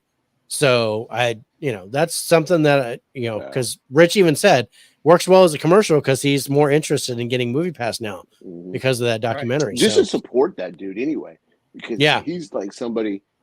He worked so hard at this, and to have it like he got shot in the face. It was like Departed. He got shot in the face for it, him and his partner, and then to have him, okay, we're gonna, okay, I have an opportunity to get this back. I'm proud of how he stuck with that. Yeah, me too. My rating system is out of 100. So our rating system is out of 100 too, but we look at 10 aspects and we score them on a 1 to 10 scale. So one of these times, Prince, check out our stuff and you'll see what we look at and what we rate on a 1 to 10 scale. I think we'll throw a pickup on our Facebook page or our Instagram page, and so they see the categories. Just throw it up there. So. I've got that sitting there in the intro, so I could take a screenshot of that and shoot it to you. Yeah, so do that. We'll put it on the Faces for Radio page, and we'll pin on it Instagram as the first. Yeah, that'd be awesome. But let's go to our final scores on Movie Pass, Movie Crash. You guys coming in first place, and I think it absolutely deserves that spot. IMDb is giving this a 6.7. Rotten Tomatoes critic score 88%, audience score 79%. Rich gave it a 76. I gave it an 80. Jay gave it an 88. Total average score 81.33. This is fantastic, you guys. That's my best score out of them all. Yep. I think it's all of our best scores, actually. Yeah. I scored a lot of movies shitty this week. You did. Last week, too. The last couple of weeks, you've been kind of in a bad mood. I mean, we haven't had some good movies, but you've been in a bad mood. I got you, bro. Do we need to get you some chocolate there, Rich? Or some Rich needs to increase his serotonin levels, so we need to give him some chocolate. Just need boobies. Just boobies. It's the same thing. Hey, whether it's boobies or chocolate, it always levels out your emotions, and that's fine. Or do we need to go like rob a mannequin from a shopping mall or something? Yeah, we need to go to Macy's and take a mannequin. Yeah, you guys are gonna let me live that. Not Old Navy though, because they cut them off at the neck, and I don't know if Rich can handle that.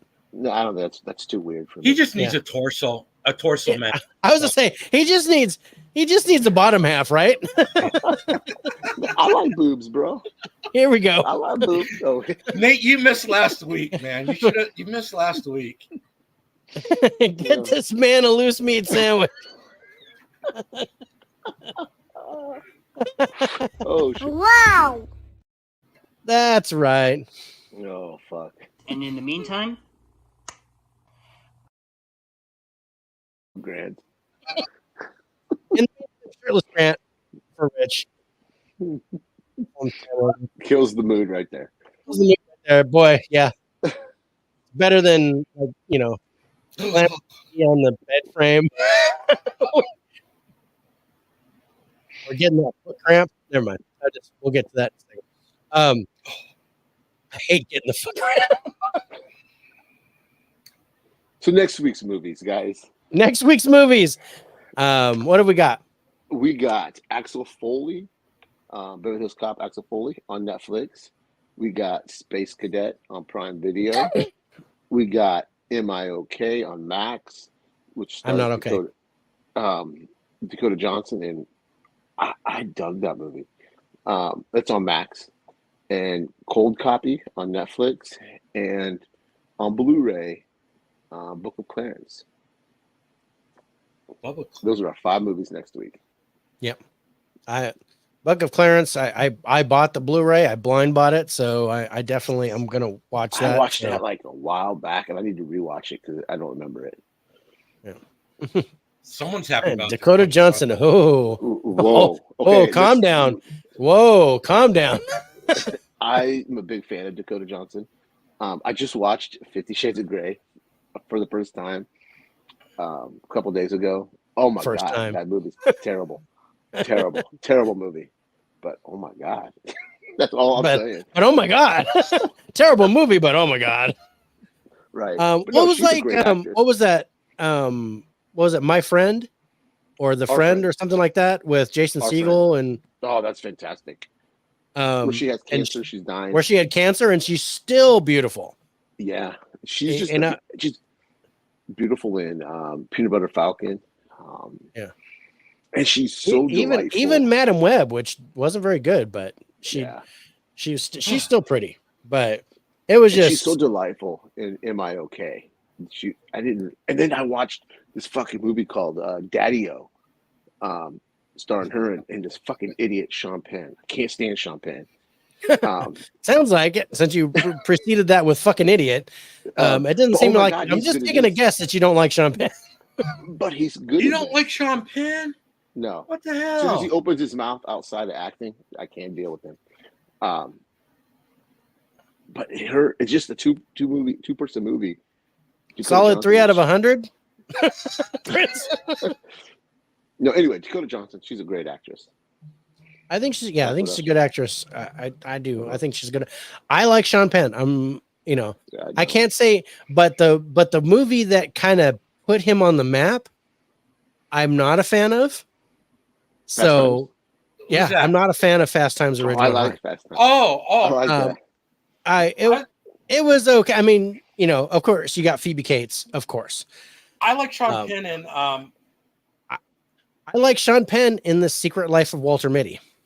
I like him in he's okay now. I Am Sam. I like him in there was one Way.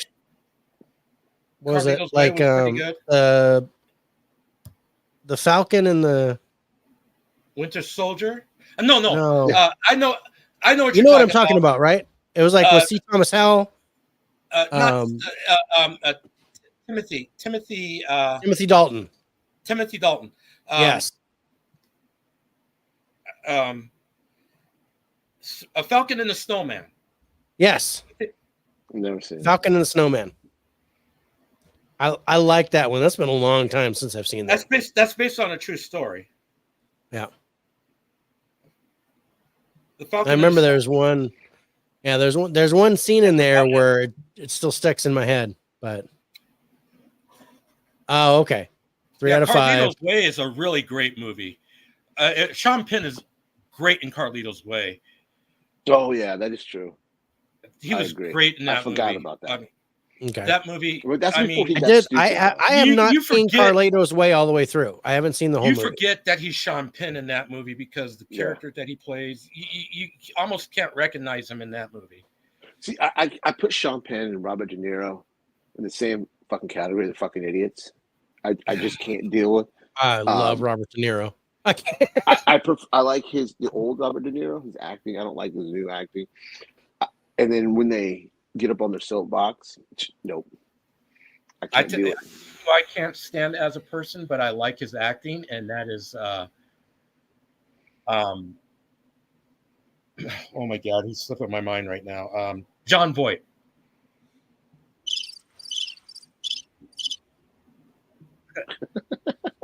Wait, you know who he is? Huh? Yeah, he's okay. I mean, I don't go Wait, out of my way. Did you hear that? Yeah, I did. You heard the crickets? I heard Mystic the crickets, River's good too. Like Nate says, I am Sam and Mystic River. Yeah. Oh, did you get your flush sound? No. I got that one. See, Nate. I see where Nate. I should have done that with one more shot. Yeah. Yeah, I forgot about that one. Mystic River. I liked Mystic River. I did. Rich just hates people's politics and then hates their movies when they're good. I'm not gonna lie to you. Like, it's hard. I finally watched. I did see that you just watched Fight Club, Prince. I am proud of you. Finally did that. I have a hard time like separating when it's like Robert De Niro, like what he did a month or two ago, made me lose all respect for Robert De Niro. Will I still watch his movies? Yes. What's up, Chris? How you doing, brother? Hey, Chris. Hello, Chris. We're actually done. We're just shooting the shit before we sign out. Yeah. So let's sign out. Let's get on out of here. Let's get out of here because because we're getting ready to start movie news at 8:30 or 10:30. 10:30. Yeah. So we're gonna get ready to start that. So we're gonna jump over to movie news and then we're gonna go live again on both of our channels. But Jay, we love you, brother. Thank you for joining us again. Yeah, man. On the show. And love your insights on the movies, and we definitely want to have you back. So keep an eye on the schedule. Welcome. Let us know when you want to jump back on the show. Absolutely, I will. Thanks for having me. I had a good time. Thanks, Nate. Thank you. Thanks, Rich. Thanks, David. Always my pleasure. And I'm looking forward to meet you in a couple of weeks, man. Actually, it's not this weekend, but next weekend. Yeah. I think Corey's got everything all planned out, I guess. Yep. 2 hours is up, so his headphones died. My headphones died. All right, you guys. Thank you so much for watching. We'll see you next time. Take care, guys. In the meantime, good night. God bless. We'll see you next time on the Faces for Radio podcast. Bye, everybody. Peace out.